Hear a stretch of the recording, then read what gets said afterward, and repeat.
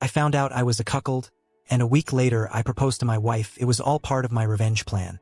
You ever get hit with news so brutal that, for a second, reality just stops making sense? That's exactly what happened when my best friend, Ryan, sat me down and told me my girlfriend, Emily, was cheating on me. He didn't just tell me, he showed me screenshots, messages, undeniable proof. The kind of thing you can't unsee, no matter how badly you wish you could. I remember staring at my phone, my hands gripping it so tightly my knuckles turned white. My stomach twisted, my heart pounded, and for a brief moment, every instinct in me screamed to go find her and blow everything up. But instead, I did something that surprised even me. I breathed, deeply, slowly, and then I told Ryan I'd handle it. The next day, after a long, sleepless night, I met up with him again. He was still furious on my behalf, talking about how I deserved better, how I should confront Emily, make a scene, expose her.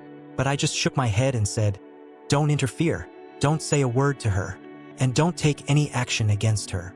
He blinked at me, completely baffled. That's when I dropped the bombshell. I was going to stay with her. Ryan lost it. He laughed, called me every name in the book, said I was out of my mind. "Dude, she's playing you," he shouted.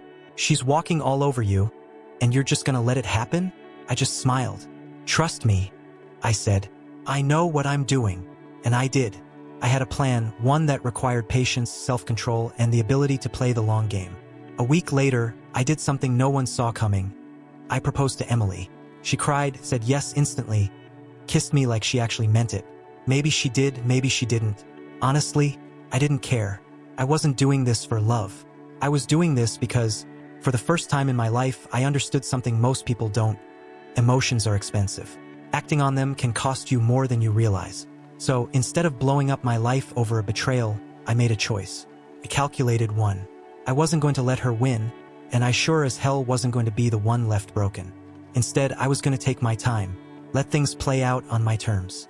And in the meantime, I'd enjoy the benefits of a relationship where I no longer had anything to lose. After all, what's the point of getting mad when you can get even? If there's one thing I learned over the next 6 years, it's that people will do anything to maintain an illusion. Emily, she convinced herself we were the perfect couple.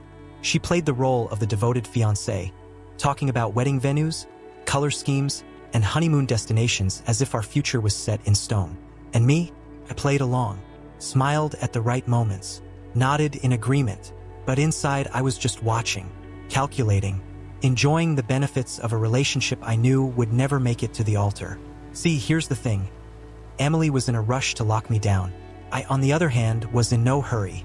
I let her plan, let her dream, let her believe she had me wrapped around her finger. Meanwhile, I lived my life exactly how I wanted. Friday nights with the guys, never an issue. Weekend dinners with her family, always worth it for the food. And the best part? She never questioned me, never demanded to check my phone, never pushed too hard when I brushed off wedding talk. It was perfect. But then, something changed. Not with Emily, but with me. I met someone. Her name was Claire, and she was everything Emily wasn't. Funny, sharp, effortlessly interesting. She didn't play games, didn't put on a show. She was just real. And for the first time in years, I found myself actually enjoying someone's company, not just tolerating it. At first, I told myself it was nothing, passing attraction. But the more I got to know Claire, the more I realized something. I didn't need to settle. I didn't need to keep up this act. For the first time, I saw an out. So I took it. I sat Emily down, looked her straight in the eye, and told her it was over. No hesitation, no dramatic speeches. Just the cold, hard truth. First, she looked shocked.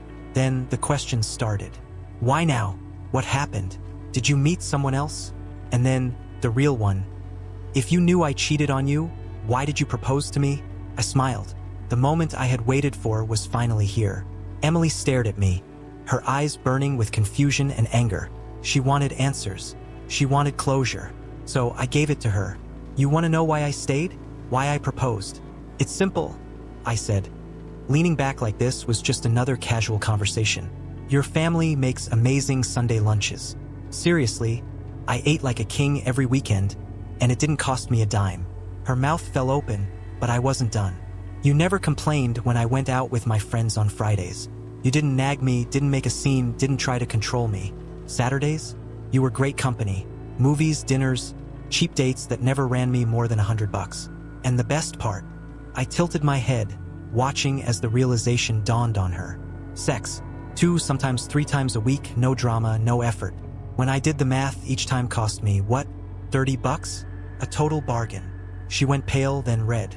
Then, finally, she found her voice. You used me. I laughed.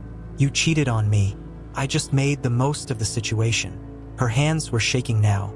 So the engagement was just part of some twisted plan? I shrugged. Insurance kept things running smoothly. Bought me time. Emily's face twisted with so many emotions I couldn't even keep track. Rage, humiliation, disbelief. I can't believe I wasted years on you, she spat. I raised an eyebrow. I could say the same. She stormed out, slamming the door behind her. And just like that, it was over. No tears, no heartbreak. Just the satisfaction of knowing that, for once, I hadn't been the fool. I hadn't let my emotions wreck me. I had played the long game, and I had won. The lesson: never make decisions in the heat of the moment. Revenge is best served cold and with a full stomach.